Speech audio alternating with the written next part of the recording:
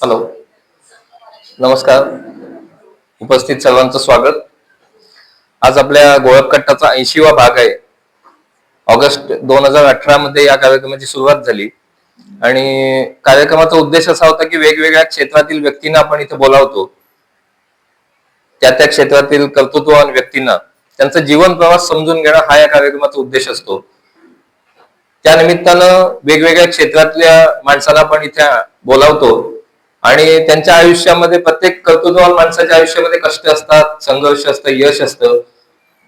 त्या व्यक्तीची एक नव्यानं ओळख होते, असा या कार्यक्रमाचा उद्देश आहे. आणि ते प्रत्येकाच्या आयुष्यातून, त्यांच्या घडलेल्या घटनांमधून, अनुभवातून आपल्याला अनेक जणांना प्रेरणा मिळत असते. हा या कार्यक्रमाचा उद्देश आहे. आणि आज हा 80वा आपल्याला कार्यक्रम इथे. आणि आज आपल्याला मान्यवर म्हणून लाभलेत, ज्यांची सुरुवात कोकण रेल्वे मधून झाली इंजिनियर म्हणून, आणि आज ते रत्नागिरीला विभागीय व्यवस्थापक या पदावर इथपर्यंत जे पोहोचलेत, असे शैलेश बापट आज आपल्याला मान्यवर म्हणून लाभलेत. आज आपण त्यांचा प्रवास इथे ऐकून घेणार आहोत त्यांच्याकडनं. तर मी त्यांना विनंती करतो की त्यांनी व्यासपीठावर यावं. आपण जोरदार टाळ्यांच्या गजरामध्ये त्यांचं स्वागत करूया. श्री शैलेश बापट, बस.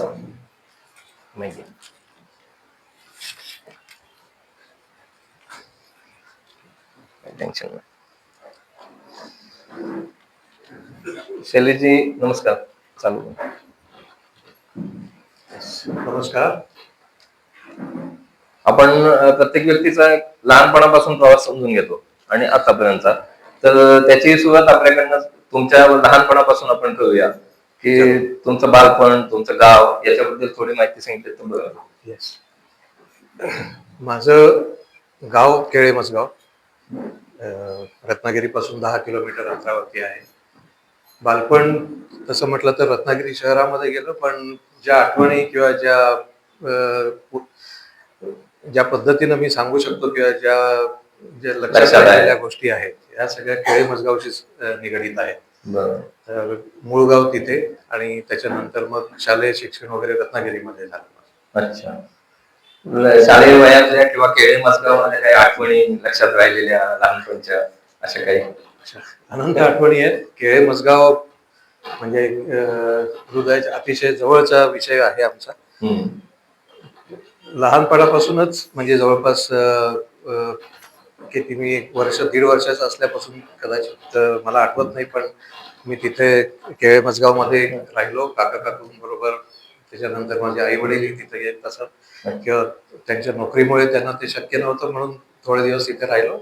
आणि त्यानंतर शाळेला सुट्टी लागली, 2 दिवसाची सुट्टी असेल तरी सुद्धा आम्ही केळे मसगावलाच जायचो. आणि तिथे माझी भावंड, माझे 2 मोठे भाऊ, एक तर या गावामध्येच आहेत, माधव बापट, आणि त्यांचे एक मोठी भाऊ काशीनाथ बापट, आणि एक बहीण तिथे असायची, गीता.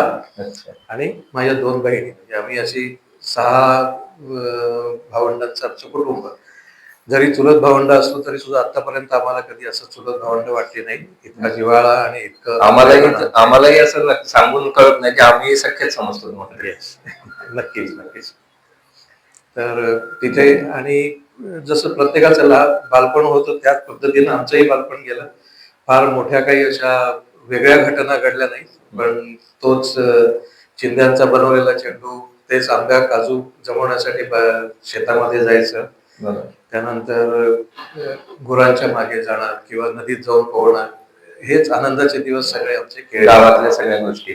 त्याबरोबरच आमचं केळे मसगाव मध्ये एकादशी उत्सव मंडळ म्हणून आहे, ज्याच्यामध्ये जवळपास आजच्या घडीला 50 ते 55 लोकांचा आमचा ग्रुप आहे.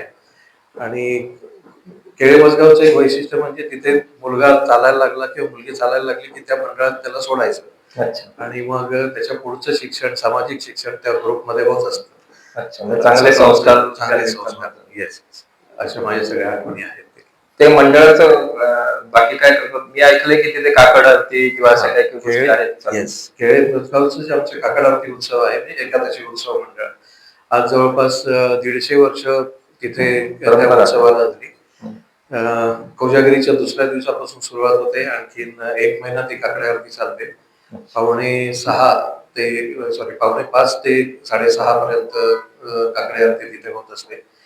आणि आजच्या घडीला सांगायला आनंद वाटतो की आज जवळपास ॲव्हरेज 35 ते 40 लोक दररोज महिला आणि पुरुष वर्ग मिळून तिथं येतात. वाव, सध्याच्या काळात ही दुर्मिळच गोष्ट आहे. नक्कीच नक्कीच हो. शालेय शिक्षणानंतर तुमचं हायस्कूल किंवा हे कुठे शिक्षण? परशुराम पंत आंबेडकर विद्या मंदिरला पहिल्यांदा माझं प्राथमिक शिक्षण झालं. त्यानंतर 8वी पर्यंत फाटक स्कूलला होतो. त्यानंतर आम्ही आरोग्य मंदिरला राहायला गेल्यामुळे शिर्के हायस्कूलला माझं 9वी-10वी शिक्षण झालं. ते जवळ असल्यामुळे तिथे शिक्षण झालं माझं. आणि मग डिप्लोमाचं तुम्ही आधीपासून ठरवलं होतं की नंतर असं काय? त्यावेळी तेवढी समजत नव्हती. वडिलांनी सांगितलं मला की इंजिनिअरिंगला जायला पाहिजे, ते चांगलं आहे. त्याच्यामुळे मग डिप्लोमाला गेलो. तर डिप्लोमाला जाण्यासाठी सुद्धा मला सांगावंसं वाटतं की म्हणजे याच्या पुढच्या पिढीला एक स्पर्धा काय असते. म्हणजे रत्नागिरीमध्ये मला डिप्लोमाला गव्हर्नमेंट पॉलिटेक्निक मध्ये फक्त एका मार्कामुळे, टक्का सुद्धा नव्हे, एका मार्कामुळे माझी ऍडमिशन गेली डिप्लोमाला असताना. त्यानंतर मग 6 महिने मी गोगटे कॉलेजला सायन्स मध्ये ऍडमिशन घेतली. आणि त्यानंतर मालवणला पॉलिटेक्निक नवीन सुरू होत होतं. तर ते माझ्या वडिलांना कळालं आणि मग आम्ही ताबडतोब इथून मालवणला गेलो. तिथं जाऊन आम्ही तो ऍप्लिकेशन फॉर्म भरला आणि डिसेंबरला ते सुरू झालं होतं. ऑड बॅच म्हणून आमची ती बॅच फेमस होती. अच्छा. पण त्या ऑड बॅच मुळे आज आम्ही इव्हन मध्ये येऊन थांबलेलो आहे. नक्कीच. तर तसं डिसेंबरला आमचं कॉलेज सुरू झालं आणि त्यानंतर मी तिथे जवळपास 1.5 वर्ष तिथे शिक्षण घेतलं. कॉलेज अतिशय नवीन होतं. ड्रॉइंगसाठी किंवा प्रॅक्टिकलसाठी वेगवेगळ्या कॉलेजेसमध्ये आम्हाला जायला लागायचं. तिथल्या वेगवेगळ्या शाळांमध्ये म्हणजे तिथं सायकल असणं अतिशय आवश्यक होतं. आणि जवळपास दुपारी आमचं 12 वाजता कॉलेज सुरू होऊन एक साधारण 20-25 किलोमीटर सायकल चालवली की आमचं त्या दिवसाचं शिक्षण पूर्ण व्हायचं. वेगवेगळ्या ठिकाणी कारण स्वतःची बिल्डिंग नव्हती, नवीनच असल्यामुळे. पण आज कुंभार वाट म्हणून एरियामध्ये ते नवीन कॉलेज स्थापन झाले आणि तिथे आमचं जाणं येणं असतं. अच्छा. आणि मग डिप्लोमा कधी झाला? नंतर रत्नागिरीला मी रत्नागिरीला आलो. त्याच्यानंतर मग माझं 90 साली डिप्लोमा पूर्ण झाला. अच्छा. आणि मग त्यानंतर कोकण रेल्वेचा प्रवास सुरू झाला. त्याच्या मधल्या काळात मला असं कळलंय की तुमचा गोळकशी पण संबंध आला होता. मला ते पण ऐकायला आवडेल. येस. सांगायला आनंद वाटतो की हे कार्यालय जे आहे त्याच्या समोरचा जो रस्ता आहे फिनोलेक्स फाटा आणि जो फिनोलेक्स फॅक्टरी पर्यंत रस्ता जातो, तर या रस्त्यावरती सगळ्यात पहिल्यांदा सुपरवायझर म्हणून मी काम केलेलं आहे. आणि तेव्हा यांचे पाय लागलेले. येस. आणि त्यावेळी माझा भाऊ इथंच होता. तर त्यावेळेसही वेगळा अनुभव होता की सकाळी 7 वाजता ते आमचे जे कॉन्ट्रॅक्टर होते त्यांच्या ऑफिसला जायचं. तिथनं पाण्याने भरलेला टँकर घ्यायचा आणि लेबर कॅम्पला जायचं. तिथून त्या टँकर मध्ये लेबर भरायचे DRP ला होते आणि मग तिथून त्यांना घेऊन साईट वरती यायचं. आणि मग इथे आल्यानंतर दिवसभर त्यांच्याबरोबर आणि त्यानंतर संध्याकाळी परत सगळ्यांची हजेरी वगैरे घेऊन लेबरला त्यांच्या जागी सोडायचो आणि मी घरी जायचो. मधल्या काळामध्ये मी माझा भाऊ माधव इथे राहायचा. तर जे 2-3 महिने काम केलं तर मी त्याच्या घरी दुपारी जेवायला जात असायचो. त्याच्यानंतर मग म्हणजे प्रत्येक माणसाला अनुभव येत असेल. म्हणजे कॉन्ट्रॅक्टरच्या बद्दल मी वाईट नाही बोलणार, कारण त्यांनी मला सुरुवात केली माझ्या करिअरची आणि प्रॅक्टिकल शिक्षण घ्यायला मदत केली. पण काही कारणामुळे मला तिथे त्यांनी काही सांगितलेलं पेमेंट दिलं नव्हतं. मग त्यानंतर मग मी रत्नागिरीमध्ये विभाकर खानविलकर म्हणून एक प्रतिनिधी कॉन्ट्रॅक्टर होते. तर त्यांचं BSNLचं काम चालू होतं. म्हणजे महाडवाला बिल्डिंगच्या जवळ BSNLची बिल्डिंग मोठी जी होते, तर तिथे मला काम करायची संधी मिळाली आणि त्या सगळ्या BSNLच्या बिल्डिंगची फाउंडेशन मी त्यांच्याबरोबर तिथे केलेली आहे. तिथे मला खरा सिव्हिल इंजिनिअरिंगच्या कामाचा अनुभव त्यांनी मला दिला आणि शिक्षण दिलं. आणि त्यावेळी मला सांगायला आनंद वाटतो की आमच्या बॅचमध्ये जी मुलांना काही पगार मिळत होते प्रायव्हेट मध्ये, त्यापेक्षा जास्त पगार मला ते देत होते. त्यानंतर मग कोकण रेल्वेकडे कसे आलं? त्यानंतर ते खानविलकर साहेबांकडे काम करत असताना माझ्या वडिलांचे मित्र एक अशोक लांजेकर म्हणून आहेत जे रत्नागिरीचे आंबा व्यापारी आहेत. हा. तर त्यांच्या घरामध्ये त्यावेळी कोकण रेल्वेचे एक चीफ इंजिनियर होते कुलकर्णी. अच्छा. तर ते त्यांच्या घरी भाड्याने राहायला होते.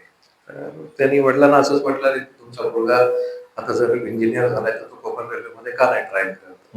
मग त्या हिशोबाने मी एकदा जाऊन त्यांना भेटलो आणि मग त्यांनी सांगितलं की आम्ही असंच कोणाला घेत नाही, एम्प्लॉयमेंट एक्सचेंज कडनं पत्र यायला पाहिजे. मग मी त्यानंतर एम्प्लॉयमेंट एक्सचेंजला गेलो. त्यानंतर त्यांनीच माझ्याकडे पत्र दिलं की हे तुम्ही द्या, आम्हाला अशी अशी रिक्वायरमेंट असं त्यांनी लिहून दिलं. त्यांनी त्यांच्याकडनं लिस्ट मागितली. त्या लिस्टमध्ये माझं नाव होतं आणि मग जी काही 7-8 मुलं आम्ही बोलावली गेली त्याच्यात इंटरव्ह्यू झाला आणि मग माझं सिलेक्शन झालं त्यामध्ये 1991 साली. अच्छा. आणि कोकण रेल्वे जस्ट आधीच चालू झाली. हा, 1990 ऑक्टोबरला कोकण रेल्वेचं स्थापना झाली. अच्छा. म्हणजे पहिल्या वर्षभरातच तुम्ही तिथे लागले. सुरुवातीला तुमचं पोस्टिंग कुठे होतं आणि कामाचा अनुभव कसा होता कोकण रेल्वे? सुरुवातीला माझं पोस्टिंग संगमेश्वरला झालं होतं आणि त्यावेळी लँड ॲक्विजिशन सर्वे याच्या मतलब या सगळ्या एकाच वेळी सगळं सुरू झालं आणि त्यावेळेस पासून कोकण रेल्वेने आम्हाला सकाळी 7:30-8 ला रेस्ट हाऊस मधनं बाहेर पडायला शिकवलं आणि 7:30-8 ला आम्ही बाहेर पडायचो. त्याच्यानंतर सर्वे, त्यावेळी अगोदर एक सर्वे झाला होता, राईट्स म्हणून एक कंपनी आहे त्यांच्याकडनं. तर त्यांनी सर्वेचे पॉईंट वेगवेगळ्या ठिकाणी ठेवले होते. तर ते सर्वेचे पॉईंट शोधायचे आणि मग त्याचे रेफरन्सेस आजूबाजूला टाकून तिथे ते पॉईंट पक्के करायचे आणि असं पुढे जायचं. या पद्धतीनं त्या कामाचं स्वरूप होतं. त्याचबरोबर लँड ॲक्विजिशनची जी कामं होती तर त्याच्यामध्ये तिथल्या लोकल लोकांच्या घरी जायचं, सरपंचांना भेटायचं, तलाठ्यांना भेटायचं आणि मग त्या लोकांचे कन्सेंट जमा करायचे. अच्छा. वेगवेगळ्या पद्धतीची कामं सुरुवात होती. कामाला आणि मग प्रत्यक्ष कन्स्ट्रक्शनचं काम हे 92 पासून जवळपास झालं. त्यानंतर कॉन्ट्रॅक्टर्स आले आणि मग पुढची कामाला सुरुवात झाली. कन्स्ट्रक्शन, आता कोकण रेल्वेचा विचार केला तर असंख्य पूल आणि असंख्य बोगदे असलेला हा रोड आहे. तर अशा वेळी काम करताना तुमचे अनुभव आले असतील विशेष कामाच्या वेळी? बेसिकली त्यावेळी आमची पाठी कोरी होती. बरोबर. त्यावेळी पूल म्हणजे त्याचं फाउंडेशन कसं असतं फक्त आम्ही कॉलेजमध्ये शिकताना ड्रॉइंग मध्ये पाहिलं होतं किंवा ड्रॉइंग केलं होतं. प्रत्यक्षात ते फाउंडेशन कसं असायला पाहिजे, त्याच्यामध्ये स्टील कसं पाहिजे, कॉन्क्रीट कसं टाकायला पाहिजे, हे त्या कॉन्ट्रॅक्टरकडे काही सिनियर मंडळी असायची. तर ते लोक शिकवायचे. अर्थात ते कॉन्ट्रॅक्टरच्या दृष्टीने शिकवायचे, पण त्याबरोबरच काही डेप्युटेशन वरती कोकण रेल्वेने लोक घेतले होते. तर ते दररोज आमच्या कामाचा आढावा घ्यायचे किंवा साईटवरती यायचे आणि मग आम्हाला त्यामध्ये शिकवायचे किंवा सांगायचे की या पद्धतीने कॉन्क्रिटिंग करायला पाहिजे किंवा आता रोल मातीचा भराव आहे तर त्याच्यामध्ये रोलिंग कसं झालं पाहिजे, किती झालं पाहिजे वगैरे आणि त्याच्या टेस्ट कशा घ्यायच्या, हे सगळं आम्हाला त्या लोकांनी शिकवलं. तसंच बोगद्यांच्या कामामध्ये पण असं प्रकार, बोगद्याच्या कामामध्ये पण असेच प्रकार होते. बोगद्याची कामं म्हणजे कोकणासाठी बोगदे हे नवीनच होते आणि त्यामध्ये पण रेल्वेज मध्ये काही कॉन्ट्रॅक्टर्स जे होते त्यांनी कामं केली होती टनेलची. तर ते लोक, त्याच लोकांनी कॉन्ट्रॅक्ट घेतली होती कारण इथल्या लोकल लोकांना शक्य नव्हतं. मग त्यांच्याबरोबर राहून त्यांच्याबरोबर त्यांच्या लोकांकडून शिकूनच आम्ही ती कामं पूर्ण केली. तुमच्याकडे संगमेश्वरला आणि शास्त्री पुलाचं पण तिथलं काम होतं? माझ्याकडे शास्त्री पूल आणि गोळवलीमध्ये 2 पूल आहेत. अच्छा. तर अशा 3 पुलांवरती मी सगळं माझं बऱ्यापैकी कोकण रेल्वेमधलं 5-6 वर्षाचा पहिला कन्स्ट्रक्शनचा कालावधी झाला.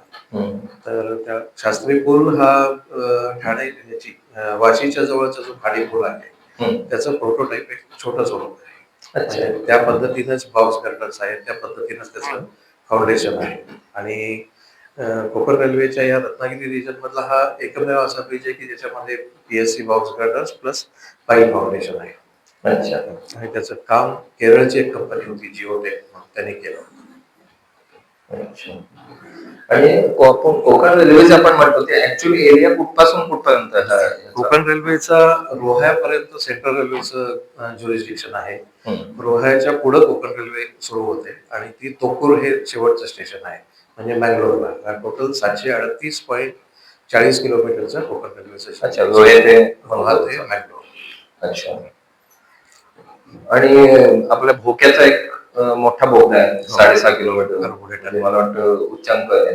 आणि पानवळचा एक ब्रिज आहे. बरोबर. तर तिथे कधी तुम्हाला कामाची संधी किंवा असं? नाही, कारण मी संगमेश्वर सेक्शन मध्ये असल्यामुळे आम्हाला इकडे साईट बघण्यासाठी घेऊन यायचे किंवा काही इमर्जन्सी असेल तर, पण कामाला तिथे कधी आम्हाला काम करायची संधी नाही मिळाली. नाही.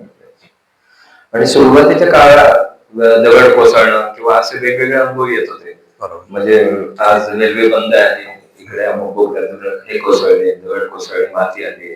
असे विविध अनुभव तुम्हाला त्या काळात आले असतील. त्यातून एखादा अनुभव लक्षात राहिलेला सुरुवातीच्या काळातला? सुरुवातीच्या काळामध्ये म्हणजे तुम्ही म्हणता तसं ही कोकण रेल्वे सुरू झाल्यानंतर बऱ्यापैकी दगड पडणे किंवा हे हायलाईट व्हायला लागलं. पण त्याच्या अगोदर ज्यावेळी हे काम पूर्ण होत होतं, तर ते काम पूर्ण होत असताना साधारण 97च्या आसपासची गोष्ट असेल, तर 2-3 ठिकाणी मेजर लँडस्लाईड झाले होते. एक आपल्या इथे खेडशीच्या आसपास झालं होतं, त्याच्यानंतर आमच्या शास्त्री पुलाच्या परसोरी साईडला झालं होतं.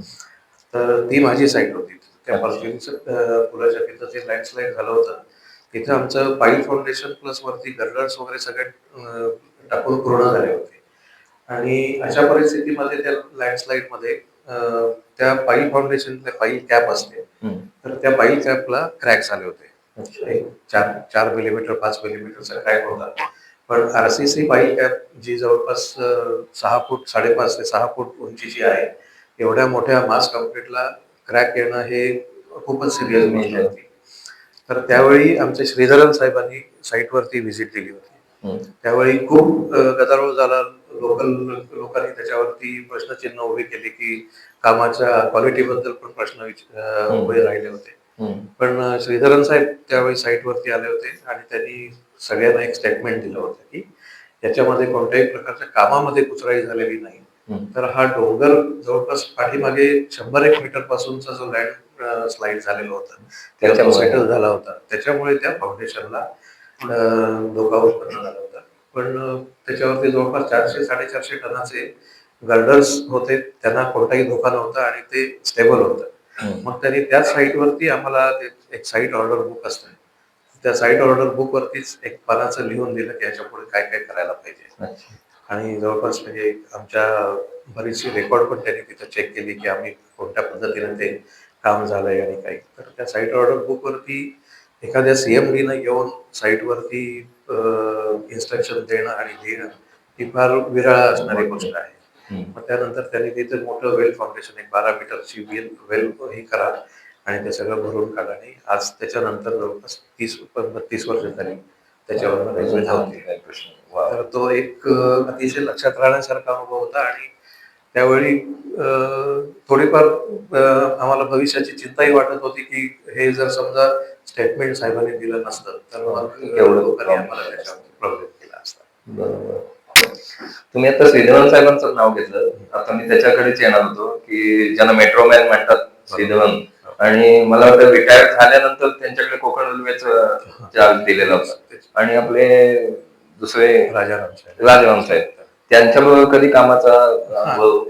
कारण कसं आहे की कोकण रेल्वेमध्ये पहिल्या 1 वर्ष सोडलं किंवा 10 महिने सोडले तर त्यानंतर आजपर्यंत कायम असल्यामुळे ऑलमोस्ट सगळ्या सीएमडी किंवा एमडी संबंध आला. मधल्या काही काळामध्ये मी युनियन मध्ये काम केलं असल्यामुळे वेगळ्या पद्धतीने समोर जायचा एक प्रसंग आला होता, येत होता. तर त्याला काही हे नव्हतं, कारण नोकरी वाचवायची होती मला अशा गोष्टीला त्या युनियन मध्ये आम्ही काम केलं होतं. आणि त्यावेळी ह्या सगळ्या एमडी सीएमडी बरोबर आमची भेट होत होती. पण श्रीधरन साहेब गेल्यानंतर त्यावेळी आम्हाला एक पॅरामीटर होता की श्रीधरन साहेब म्हणजे याच्या पुढे काही आणखी नाही. त्यावेळी सगळ्यांनाच एक वाटत होतं की आता ह्या कॉर्पोरेशनचं काय होईल. त्यानंतर राजाराम साहेब आले, त्यांच्या नवीन नवीन आयडियाज, इनोव्हेटिव्ह आयडियाज असायच्या आणि त्यांनी त्या राबवून त्यांनी त्याच्या पद्धतीने कामं करून घेतली सगळ्यांना. तर स्कायबसचं एक त्यांनी जे स्वप्न पाहिलं होतं तर ते उभंही राहिलं होतं, पण काही कारणामुळे तिथे एक अपघात झाला आणि मग त्यानंतर ते सगळं प्रोजेक्ट बंद करावा लागला. पण आता विदेशामध्ये तो स्कायबसचा प्रोजेक्ट अभिमानाने चालवत आहे. असे ते राजाराम साहेब होते. आणि त्या कोकण रेल्वेचं बेसिकली जे कन्स्ट्रक्शन नंतर ऑपरेशन फेज मध्ये जे कॅडर फायनल करायला पाहिजे होतं ते सगळं राजाराम साहेबांच्या काळामध्ये झालं. अच्छा. तुम्ही इथलं संगमेश्वर शास्त्री पूल या कामानंतर नंतर बेलापूर या ठिकाणी काम केलं. तिथे काय म्हणजे कसलं पोस्टिंग होतं किंवा संगमेश्वर सिव्हिल इंजिनिअरिंगचं काम पूर्ण झाल्यानंतर जवळपास कोकण रेल्वेचे 450 इंजिनियर्स होते आणि प्लस बाकीचा स्टाफ होता. हम्म. तर त्या लोकांना ऑप्शन्स दिले गेले की तुम्ही वेगवेगळ्या डिपार्टमेंटमध्ये जाऊ इच्छितात तर तुम्ही जाऊ शकता. अदरवाईज त्याच्यामध्ये काही सगळ्या लोकांचं भवितव्य नव्हतं कोकण रेल्वे पूर्ण झाल्यानंतर. तर एक 100 लोक 100 इंजिनियर्स आमचे त्यावेळी सोडून गेले. इथल्या अनुभवाचा दुसरीकडे घेतले आणि आजही ते चांगल्या पोस्टवरती काम करतायत. तर त्यावेळी मी युनियन मध्ये काम करत होतो. नंतर एक HR इन्स्पेक्टर किंवा पर्सनल इन्स्पेक्टरची पोस्ट निघाली होती. तर ते डोक्यामध्ये युनियनचं खूळ होतं आणखी सिमिलर नेचर ऑफ जॉब होता की बाबा लोकांपर्यंत जायचं त्यांचे युनियनचे पदाधिकारी वगैरे होतो. मी ट्रेझरर होतो. तर मग ते सिमिलर नेचरचं काम असल्यामुळे मग मी तो ऑप्शन स्वीकारला आणि मग मी HR डिपार्टमेंटमध्ये आलो. 1998ला HR डिपार्टमेंटमध्ये जॉईन केलं. ते मी 24 पर्यंत तिथे काम करत होतो. तिथे पण तुम्ही सॉफ्टवेअर अपडेट किंवा HR डिपार्टमेंटमध्ये माझी सुरुवात झाली HR इन्स्पेक्टर म्हणून. त्याच्यानंतर मग चीफ HR इन्स्पेक्टर झालो आणि मग 2013 साली मला ऑफिसर ग्रेडचं ॲडॉप प्रमोशन दिलं आणि त्या 2013च्या आसपास 6वा वेतन आयोग आला होता आणि त्या 6वा वेतन आयोग आला होता तर त्याचं सगळं रत्नागिरी रिजनचं आमचे जवळपास 2000 एम्प्लॉईज त्यावेळी पण होते.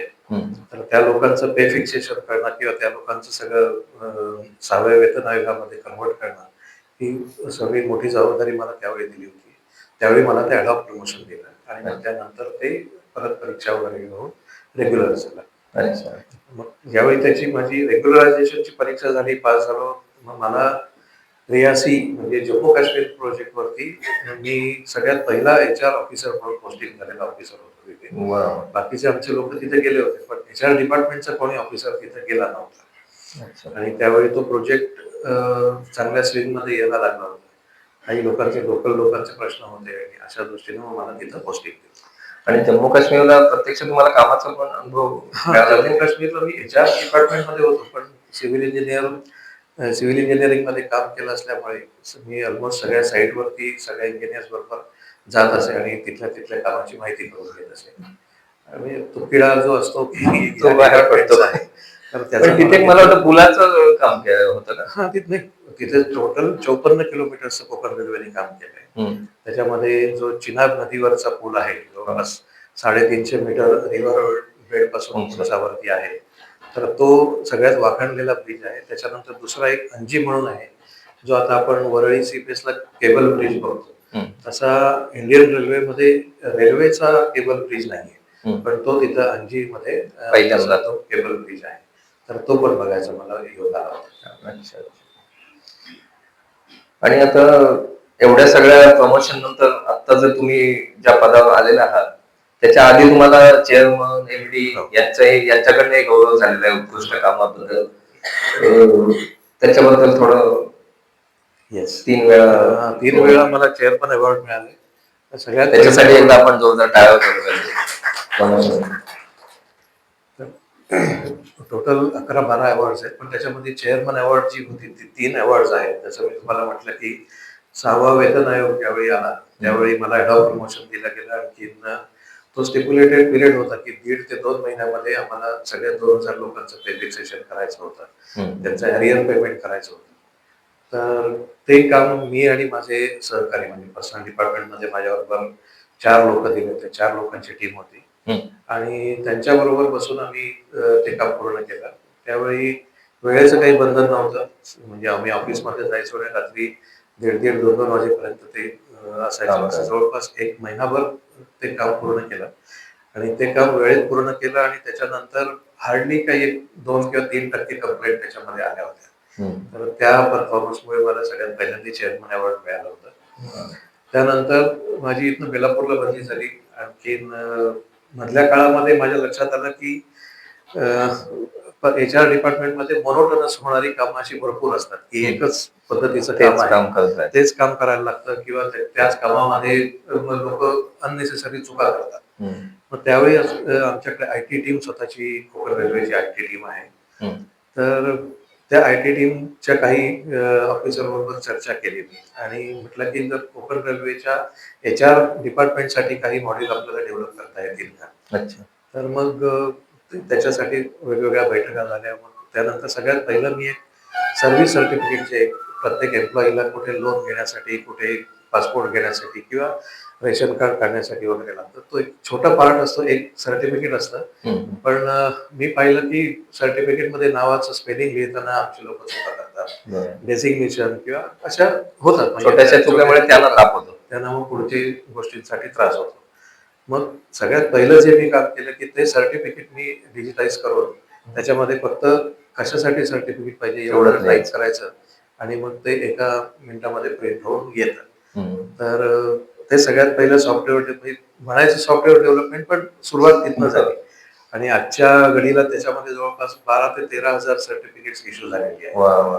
तर तिथून सुरुवात झाली. मग त्याच्यानंतर आमचे काही म्हणजे परफॉर्मन्स, वार्षिक परफॉर्मन्स जो आपण APR म्हणतो किंवा पूर्वी अॅन्युअल कॉन्फिडेन्शियल रिपोर्ट म्हणायचे त्याला, तर ते एक काम असतं की ज्याच्यामध्ये सुपरवायझर्स किंवा त्या ऑफिसरचा भरपूर वेळ जातो, कारण 2-2, 3-3 पानाचा तो रिपोर्ट तो सगळा लिहायचा असतो.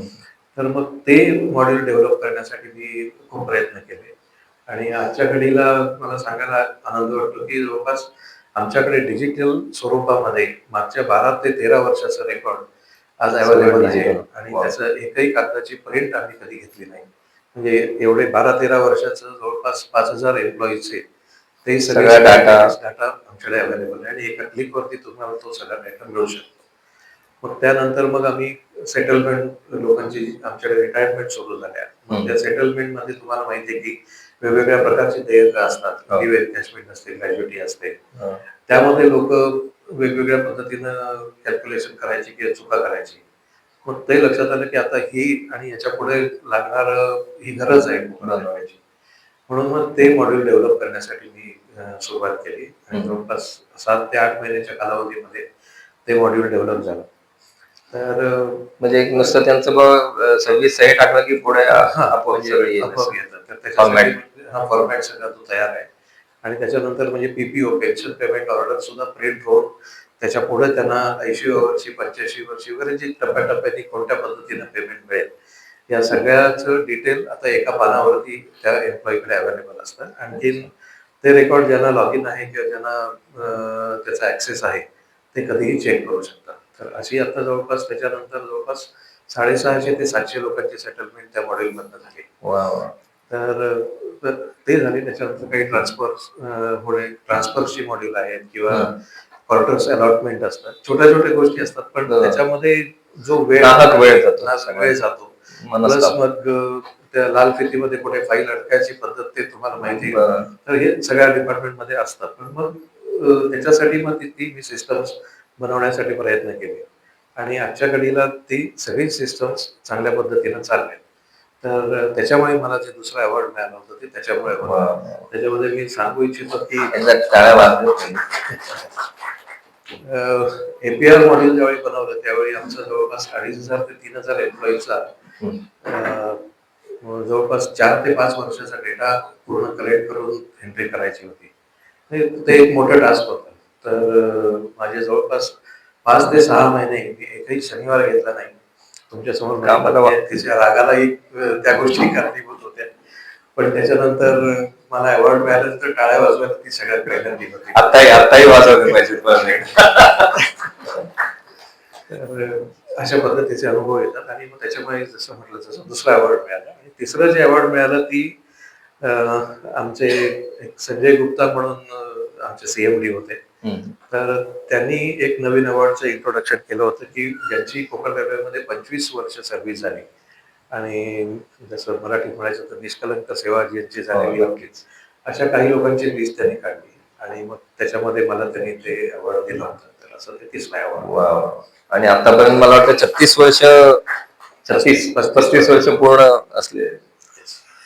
आणि आता सध्याची जी तुमची पोझिशन नाही, या मागाच्या म्हणजे तुमचं सॉफ्टवेअर डेव्हलपमेंट असेल किंवा बाकीच्या ज्या गोष्टी सांगितल्या त्यातनं मला एक सांग, म्हणजे एक लक्षात येतं की सगळ्याच क्षेत्रामध्ये देवाने ज्याला थोडी हे दिली आहे तर त्याचा जो उपयोग जिथे मिळेल तिथे करतो.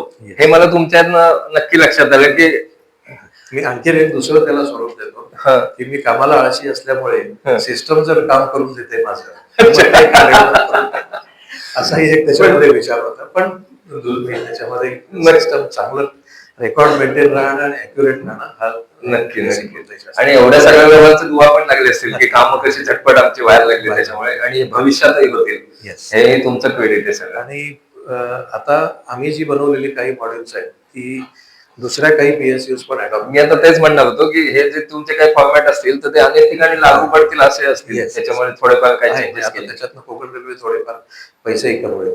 वा वा वा. Yes. नक्कीच. आणि आता याच तुमचे जसं अवॉर्ड तुम्हाला बक्षिस मिळाली किंवा अवॉर्ड मिळाली तसंच हे माझ्या दृष्टीने आत्ताच सध्याचं तुम्हाला जे पद मिळालेलं आहे ते तुमचं एक प्रमोशन, तुमचं निष्कलंक सेवा आणि तुमचं कर्तृत्व याच ते काय म्हणायचं त्याला, त्याच्यामुळेच ते मिळालेलं आहे. तर रिजनल मॅनेजर म्हणून झाल्याबद्दल आपण एकदा परत टाळे वाजूया. झाले असतील मला वाटतं आता दीड वर्ष, दीड एक वर्ष झालं. पावणे दोन वर्ष. झाली. कधी नियुक्ती झाली आपली आणि तेव्हाच्या तुमच्या भावना काय होत्या हे मला ऐकायला आवडेल. 17 ऑक्टोबर 2024 ला मी हा चार्ज घेतला. बेसिकली माझी ऑर्डर 5 सप्टेंबरला निघाली होती. 17 सप्टेंबरला मी चार्ज घेतला आणि दुपारी साधारण 12:30-1च्या दरम्यान 5 तारखेला ती ऑर्डर निघाली आणि आम्ही जस्ट जेवायला बसणार होतो त्यावेळी मला आमच्या चीफ पर्सनल ऑफिसरने बोलावलं आणि मला म्हणे अशी अशी ऑर्डर आहे आणि आता तुला जायचं आहे तिथे. तर एक पुढची 5 ते 10 मिनिटं मी फक्त पूर्ण त्या विचारातच होतो की कारण या पोस्ट जी आहे या पोस्टचं कामाची पद्धत किंवा जबाबदारी काय आहे हे आम्ही समोरून पाहिलं होतं. आणि मानसिकदृष्ट्या पहिल्या त्या सुरुवातीला 5-10 मिनिटांमध्ये मी तयार नव्हतो. मला लोक तुमच्या समोर सांगायला काही वाटत नाही पण तयार नव्हतो. पण शेवटी जबाबदारी आहे, कोकण रेल्वेने विश्वास टाकलाय आणि तो सार्थ करायचा. म्हणजे आतापर्यंत इतके वर्ष कुठच्याही ट्रान्सफरला किंवा कामाला नाही म्हटलं नव्हतं. तर मग ह्या जबाबदारीला का आपण नाही म्हणायचं. माझी मिसेस तयार नव्हती पण शेवटी मला आमच्या चेअरमननी घरी राहून, म्हणजे माझं घर रेल्वे स्टेशन पासून 4 किलोमीटर दूरच आहे. तर बाकीचे सगळे जे आतापर्यंत या पोस्टवरती काम केलं लोकल लोकही होते. आपल्या इथले उपेंद्र शेंडे म्हणून नगरीचे सुपुत्र आहेत. तर त्यांनी या पोस्टवरती काम केलं होतं. तर त्यांनी त्यांचा फ्लॅट रत्नागिरीमध्ये असताना आमच्या क्वार्टर्समध्ये जाऊन राहिले होते तिथे. पण मला चेअरमननी परवानगी दिली की तू घरी राहू शकतो. मी त्यांना म्हटलं होतं की माझे आई वडील आहेत, स्वतःचं घर आहे. तर त्याच्यातून मग त्यांनी ती परवानगी दिल्यानंतर माझं 50% टेन्शन तिथे कमी झालं आणि त्यानंतर मी 2च दिवसामध्ये इथे येऊन जॉईन केलं. नाही, तुम्ही म्हटलं की ते जबाबदारीचं पद आहे वगैरे, पण शेवटी मला वाटतं की तुमची काम करण्याची पद्धत, तुमचं कर्तृत्व आणि जबाबदारी पेलवण्याची क्षमता या सगळ्याचा विचार करूनच तुम्हाला हे दिलेलं असतं. हो म्हणणं योग्य नाही. नाही पण आम्हाला असं म्हणायचं की तो तुमचा बहुमान आहे की तुम्हाला या पदावर देणं. आणि इथे या पदावर आल्यानंतरचा अनुभव ऐकायला आवडेल. एक तर तुमचं म्हणजे आता क्षेत्रीय म्हटल्यानंतर तुमचं गोवापासून चालू होत असेल कुठपर्यंत? गोव्याच्या पुढे तिथून सुरू होतं आणि सावंतवाडी मडुरे म्हणून जे स्टेशन आहे ते शेवटचं स्टेशन आहे. 378 किलोमीटरचा हा माझा पूर्ण स्टेशन आहे, पूर्ण ट्रॅक आहे. तर कोकण रेल्वेच्या पूर्ण 750 किलोमीटरच्या ट्रॅक मध्ये टफेस्ट सेक्शन म्हणून या एरियाला ओळखलं जातं. या एरियामध्ये जवळपास 67 टनेल्स आहेत. 67 टनेल आणि 64 किलोमीटर मध्ये टनेलिंग मध्ये आहे आणि जवळपास 300 ते 350 ब्रिजेस आहेत. तेवढीच कटिंग्स आहेत आणि त्या कटिंग मध्ये धोकादायक कटिंग्स पण आहेत ज्याचं आम्ही आता कामही करतोय, फ्लॅटन करायचं किंवा आणखी त्याला थोडेफार स्लोप वाढवून त्याचा धोका कमी करण्याचं काम करतोय.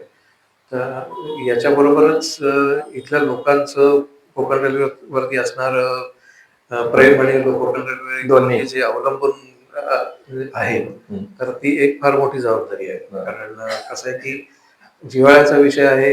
हो. आणखी प्रत्येकाला वाटतं की काही ना काहीतरी आम्हाला कोकण रेल्वेतून मिळालं पाहिजे आणि कोकण रेल्वेने आणि गाड्या वाढवल्या पाहिजे, प्रत्येक ठिकाणी स्टॉपेजेस दिले पाहिजे किंवा अशा पद्धतीने. तर या सगळ्याला तोंड देताना कधी कधी खूप त्रासदायक होतं. बरोबर. कारण लोक आपलेच आहेत, लोकल लोक आहेत. बरं, त्यांना नाही म्हणायच्या वेगवेगळ्या पद्धती जरी असल्या तरी सुद्धा काही त्यांची गोष्टी नाही आपल्या हातातच हातात नसतात आणि नाही ऐकायची इच्छा नसते. बरोबर. किंवा ती म्हणजे त्याला वाटतं की नाही, हे इथलाच माणूस आहे, असून हे करत करायलाच नाही. करत नाही. तर ते अनुभव आहे. शिवाय कामामध्ये आता जवळपास माझ्याकडे या सेक्शन मध्ये आमचं 2100 लोकांचा कुटुंब आहे. वेगवेगळे डिपार्टमेंट्स आहेत. 16 वेगवेगळे डिपार्टमेंट असतात. त्याचे माझ्याकडे 16 ब्रँच ऑफिसर्स पण आहेत. पण त्यांचं सगळ्यांचं रिपोर्टिंग आहे. डेली एक आमची कॉन्फरन्स असते. सकाळी आम्ही 6:30ला कामाला सुरुवात होते. आदल्या दिवशी गेल्या 24 तासामध्ये आम्ही किती ट्रेन चालवल्या, किती गुड्स चालवल्या किंवा त्याच्यामध्ये काही delay झाले किंवा हे झालं, झालं, हे पण सगळं हे सगळं त्याच्यामध्ये उहापोह होतो. आणि मग त्यानंतर आमच्या डायरेक्टर बरोबर आमची 11 वाजता कॉन्फरन्स असते दररोज. पण तर हे सगळं तुमचं लोहा ते मडुलापर्यंतच्या एरियातलं सगळं हो, डिटेल. तेवढ्या एवढ्या या सेक्शन मध्ये सगळं त्याचा दररोज आम्हाला हा अभ्यास करावा लागतो. आणि त्यानंतर रात्री जशी गरज लागेल त्याप्रमाणे ऑफिसमध्ये थांबून ऑफिसची तेवढी वेळ आम्ही काम करतो. अच्छा. तुम्हाला प्रत्यक्ष ट्रॅकवर फिरणं किंवा असे काही गोष्टी हो, करायला आणि आता कसं आहे की आम्हाला प्रत्येक स्टेशनला साधारण 3 महिन्यातनं एकदा तरी जावं अशी अपेक्षा असते. नंतर ट्रॅकचं इन्स्पेक्शन आहे. त्याच्यानंतर ही कटिंग्स किंवा ही कामं जी चालू आहेत, तर तिथं आम्हाला साईट जिथं ऍक्च्युअली कामं चालू आहेत तिथं जाणं आहे. त्याचबरोबर हे 3 जिल्हे माझ्या सेक्शनमध्ये असले आहेत. त्यामुळे मग त्या तिन्ही जिल्ह्यामध्ये रायगड, रत्नागिरी आणि सिंधुदुर्ग तिथल्या कलेक्टर ऑफिसेस किंवा तिथल्या बाकीच्या ऑफिसेस बरोबरच्या ज्या मिटिंग्स आहेत त्याही अटेंड करणं गरजेचं असतं. अच्छा.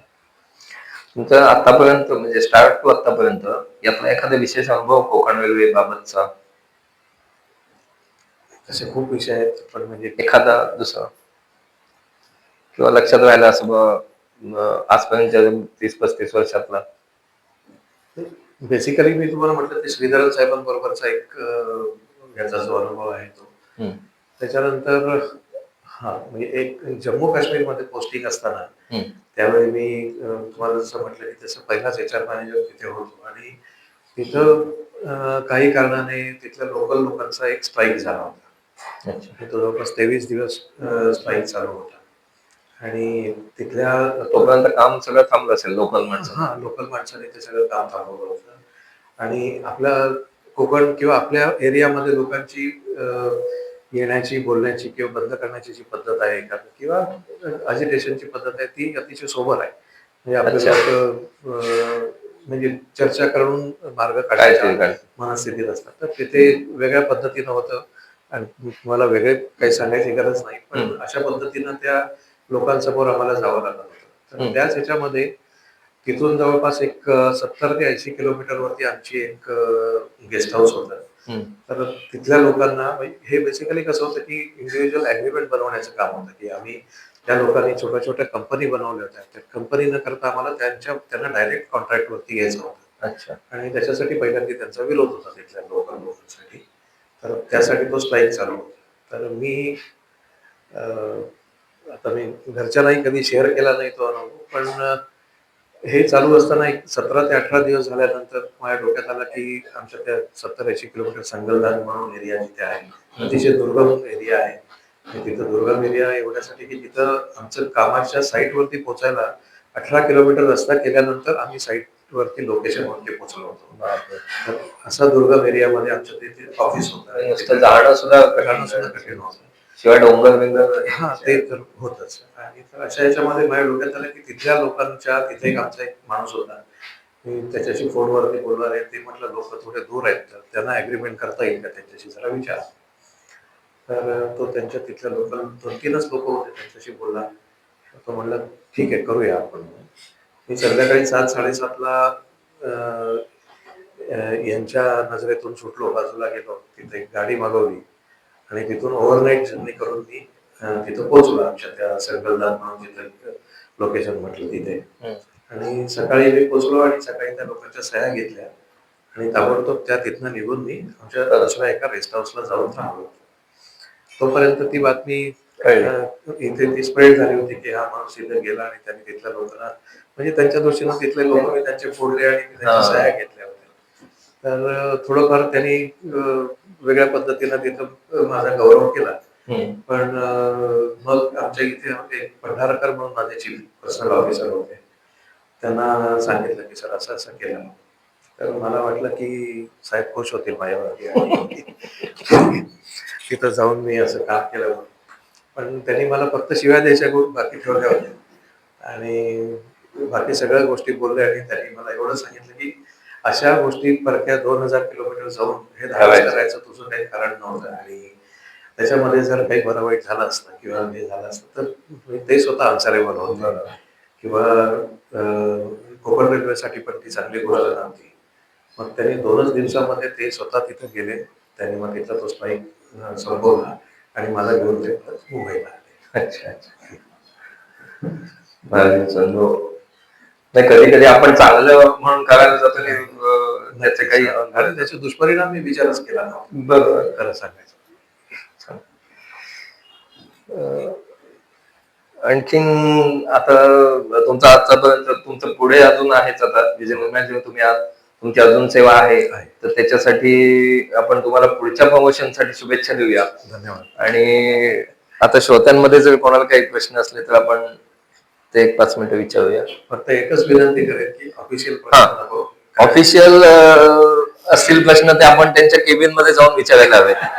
मी सुद्धा त्यांच्या एकदा स्वागताला जाऊन एक त्यांना निवेदन दिलं होतं दादर पॅसेंजर, पण मी ते पूर्ण करू शकलो नाही. ते मगाशी जे तुम्ही सांगितलं तसं ते काही गोष्टी माझ्या हातात नाही, त्यामुळे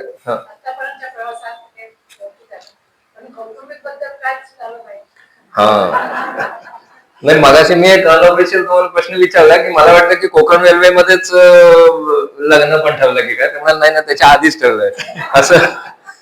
पण आज तेही एक आमच्यासाठी याची आनंदाची गोष्ट आहे की तुमच्यासोबत पण कोकण रेल्वेमध्ये आहात आणि तुम्ही जोडीनं कोकण रेल्वेमध्ये स्टार्ट टू, आणि मगाशी कळलं की तुम्ही सिनियर आहात आणि हे ज्युनियर आहेत असं. पण एक मोठं काम तुम्ही कोकण रेल्वेच्या स्थापनेपासून आजपर्यंत करताय, ही एक आमच्या सगळ्यांसाठी अभिमानाची गोष्ट आहे. नक्कीच प्रश्नच नाही. म्हणजे जसं आजीने विचारलं त्याप्रमाणे मी बोलेल की आई वडिलांचे आशीर्वाद, आणखीन त्यांनी दिलेला पाठिंबा. कारण ज्यावेळी मी संगमेश्वरला पोस्टिंग होतं त्यावेळी पहिल्यांदा संगमेश्वर मध्ये राहत होतो. त्यानंतर मग 94-95 ला मी रत्नागिरी संगमेश्वर अपडाऊन करायला लागलो. मग कोकण रेल्वेमध्ये नोकरी कंटिन्यू करण्यासाठी आम्ही युनियन स्थापन केल्या आणि वेगवेगळ्या ठिकाणी मला जावं लागायचं. म्हणजे आम्ही त्यावेळी बाईकवरती प्रायव्हेट गाड्या करून बँगलोर पर्यंत, उडपी पर्यंत सुद्धा आम्ही सगळ्यांना भेटायचं. तर त्या कालावधीमध्ये घरामध्ये मी लक्ष देऊ शकत नव्हतो, पण माझे आई वडिलांचा खंबीर पाठिंबा आणि याच्यामुळे मी ह्या बाहेरच्या सगळ्या गोष्टी करू शकलो. साहजिकच जेव्हा एखाद्या मोठ्या पदावर किंवा असं जेव्हा डेडिकेशनने काम होतं तेव्हा कुटुंबियाचा मोठा सपोर्ट असला तरच या गोष्टी सगळ्या शक्य होतात. त्याच्यामुळे आपण यांचे आई बाबा आणि मिसेस आणि मुलगी पण आलेली इथे, या सगळ्यांसाठी आपण एकदा जोरदार टाळ्या वाजवल्या पाहिजेत की त्यांच्या सपोर्टमुळे तुम्ही येऊ शकतो. कोणाला काही प्रश्न विचार?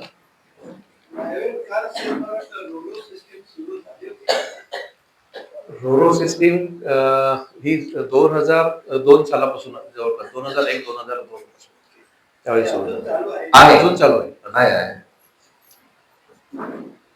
सध्या मात्र दगड कोसळणं किंवा या खाली आता सध्या कमी आहे. म्हणजे काही वर्षानंतर आम्ही पण म्हणायचो की आता ते कोसळून संपल्या आणि आता ट्रॅक मोकळे झाले. खरी परिस्थिती आहे. कारण कसं आहे की त्याच्या सुरुवातीच्या कामात आजूबाजूचं हे कटिंग वाढवणं किंवा त्याला शॉर्ट कटिंग करणं, स्टेबलिंग करणं, ही बरीच सारी कामं कोकण रेल्वेने मधल्या काळामध्ये केली. त्यामुळे आता तो प्रकार आता खूप कमी झाला.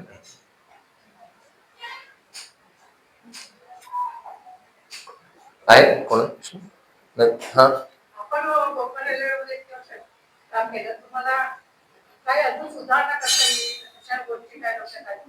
म्हणजे सुरुवातीची रेल्वे आणि आत्ताची याच्यामधलं कोकण रेल्वेमध्ये सुधारणा करण्यासाठी प्रत्येक ठिकाणी सुधारणा करण्यासाठी स्कोप हा कायम असतो.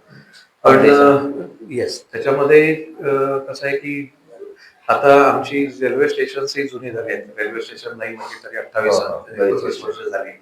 तर आम्ही आता ती रिडेव्हलपमेंटची कामं सुरू केलेली आहेत. प्लॅटफॉर्म रिडेव्हलपमेंटची कामं कोकण रेल्वेने सुरू केलेली आहेत.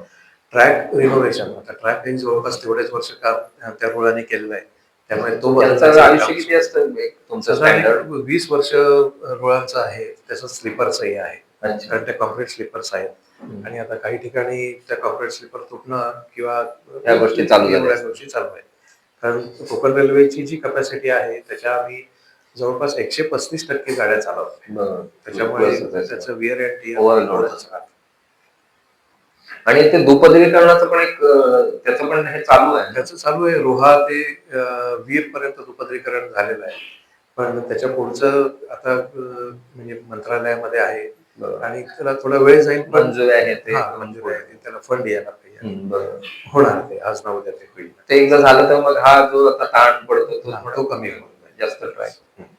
दुपदरीकरणामध्ये आदिवासी बोगदे आहेत प्रचंड प्रमाणात, त्यांना तेवढी रस्ता मोबिलिटी आहे का? नाही, बोगदे आणि पूल जे आहेत ते सोडून दुपदरीकरण होऊ शकतं. ते करायचं असतं परत प्रचंड. हो, येस. आणि जम्मू काश्मीरचा 350 मीटरचा फाउंडेशन पासून एक आहे आता. एक फाउंडेशन अगदी म्हणजे बॉटम ग्राउंड लेवल पासून 350 मीटर पर्यंत असे काही फिगर्स केले?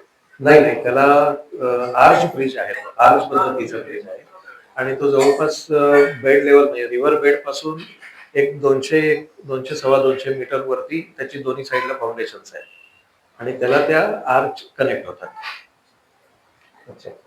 केबल सस्पेंडेड हो, हा, केबल वरती सस्पेंडेड नाहीये. त्याला आर्च करून त्याला मध्ये मध्ये याचे सॉलिड सपोर्ट्स आहेत. ISMB, ISMC चे सपोर्ट्स आहेत.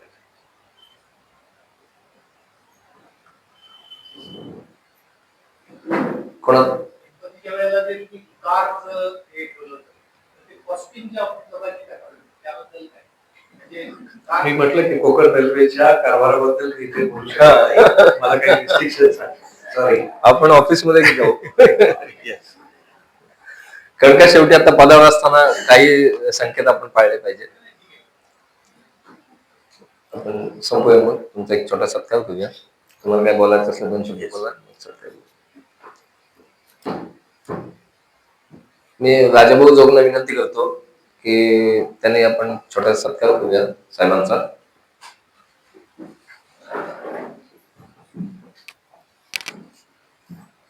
अद्वैत,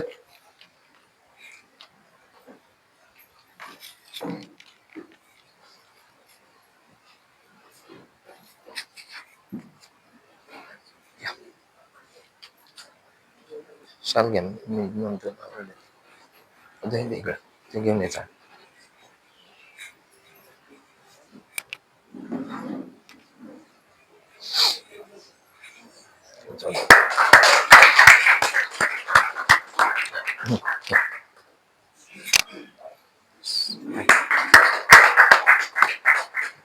पण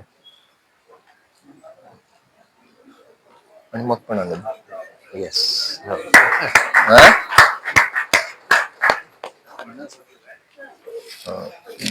एक मिनिट.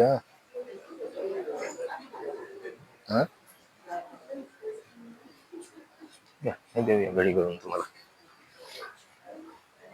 आणि हा तुमचा फोटो आहे. अरे वा. आणि 80वा गोळापट्टा. थँक्यू.